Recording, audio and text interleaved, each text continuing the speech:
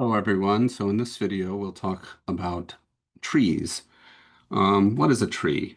Okay, well, we all know what a tree is, but we call certain types of networks trees, and they have feature which can be said in many different ways. And so we'll talk a little bit about um, what those ways are.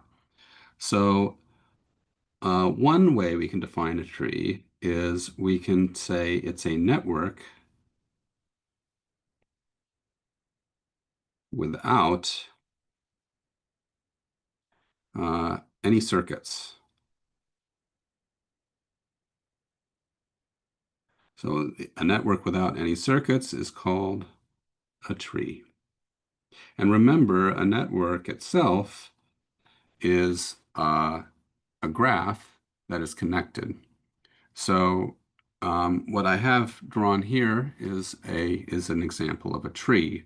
There's no circuits. If I start anywhere, I'm not going to jump across this space. This only the edges um, are the ones that are indicated. So there's no loop or circuit for a tree. So that's what a tree, one way of considering what a tree is. But there are other equivalent uh, ways of talking about trees. So another equivalent way of talking about trees is to say that it satisfies a single path property. And what does that mean? So, so a tree is a network for which, given any two vertices,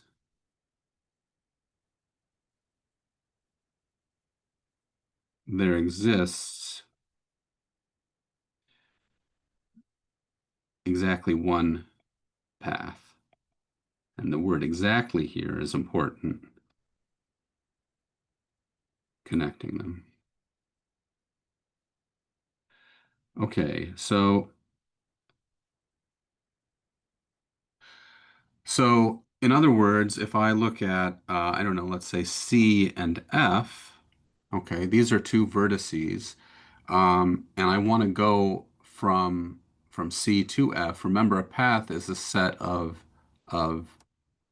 edges, if you will, that don't kind of overlap. So we have only one path uh, from C to F. So we can't go off and then come back because that doesn't qualify as a path. It's repeating an edge.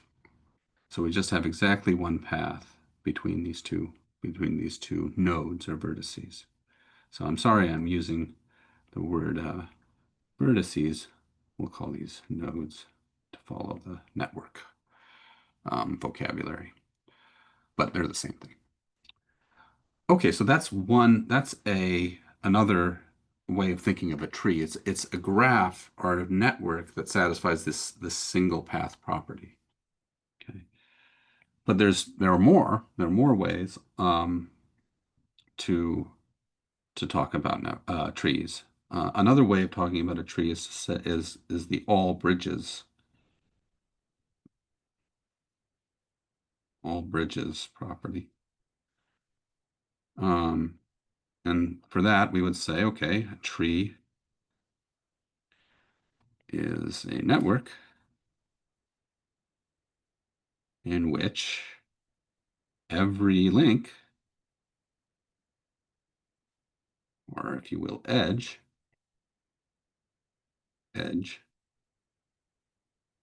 is a bridge. And you'll recall what bridges mean. So what does a bridge mean? A bridge, if I take, for example, this edge between these two vertices C and G, it is a bridge because if I remove it, I've disconnected my graph or my network.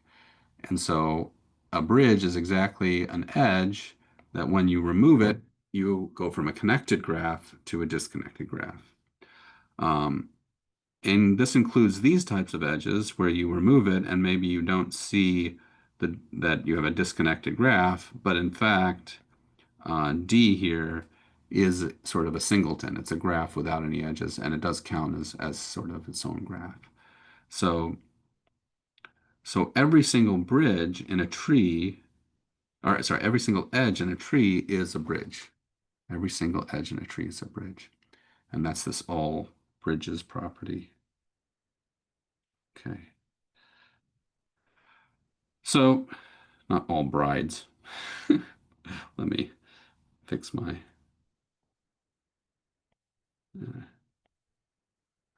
my handwriting here. Okay, my spelling. Okay, so, uh, but yet again, that is not the only way that we can talk about trees. A tree also satisfies a sort of counting property that is sort of really interesting. And this is what they call in the book the n minus one edges property. But let me explain what this is. So another way of characterizing a tree is that a tree is a network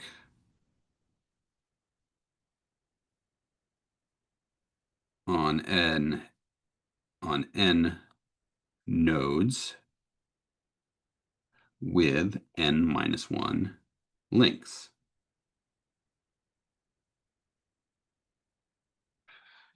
Um, so well, let's just check for this particular example. So in this example, we have 1, 2, 3, 4, 5, 6, 7, 8, 9 vertices or nodes. So there are 9 nodes. And if we count the edges, we have 1, 2, 3, 4, 5, 6, 7, 8. There are 8 edges. Sorry, let me again use the right vocabulary here and call them links. So 8 is 1 less than 9. So this is n minus 1.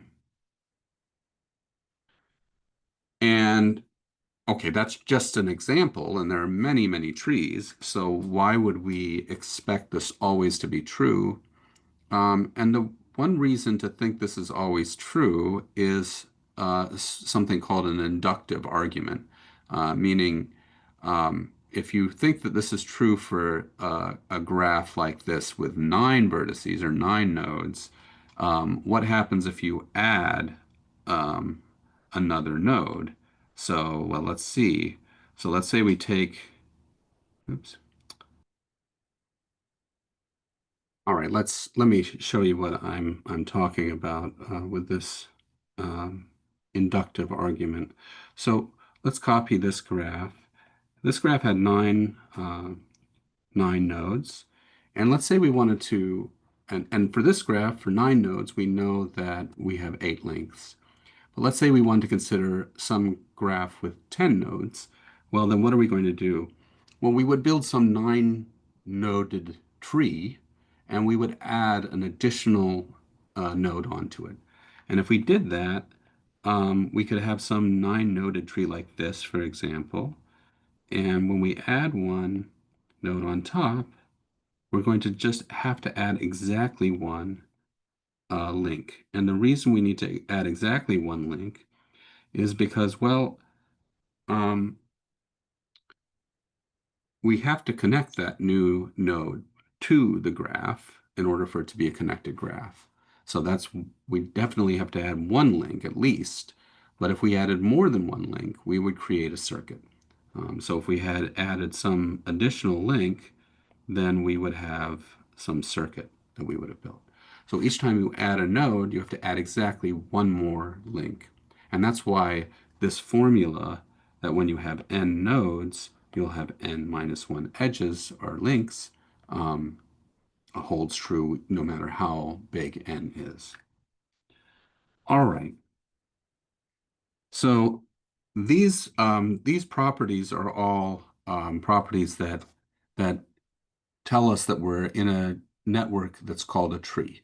Um, and we have a little bit more vocabulary with trees when we start working with them. And let me just say a couple of words about that. So sometimes you can choose a tree, or you can choose a special vertex for a tree called a root. So a root of a tree is a chosen vertex